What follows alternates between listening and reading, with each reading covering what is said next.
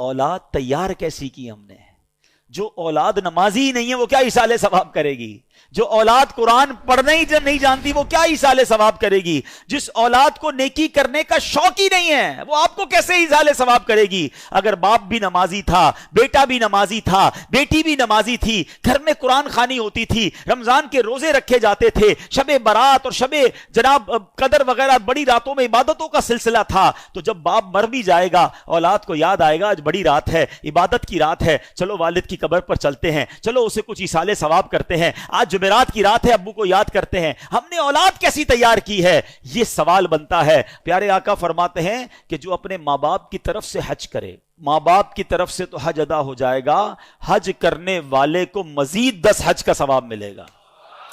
یعنی ہمارا بھی لاٹری ہے نا، ماں باپ کو تو ثواب ملے گا ہی ملے گا، ملٹی پلائی بائی ہو کر 10 ہمیں بھی ملے گا۔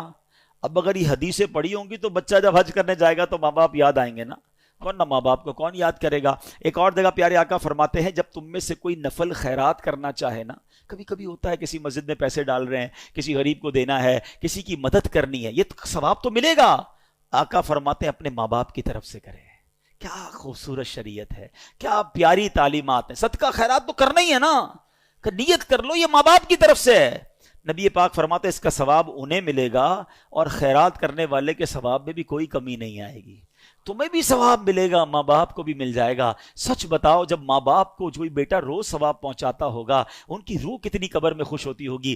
بیٹے نے ظہر پڑھی ہے تو دعا کی ہے، عصر پڑھی ہے تو دعا کی ہے، تھوڑے پیسے خرچ کی ہیں تو ثواب پہنچایا ہے، جمعہ ہوا ہے تو قبر پر آ کر یاسین سنا کر گیا ہے، عمرے پر گیا ہے تو میرے نام کا عمرہ کیا ہے، حج پر گیا ہے تو مجھے نہیں بھولا، مزار پر گیا ہے تو مجھے یاد کیا ہے، کسی غریب کی مدد کی ہے تو مجھے یاد کیا ہے، میرے مرحوم میرے مرنے کے بعد میرے رشتہ داروں کا بھلا کر رہا ہے۔ یہ وہ کام ہیں جو کر کے ہم اپنے مرحوم والدین کی روح کو خوش کر سکتے ہیں۔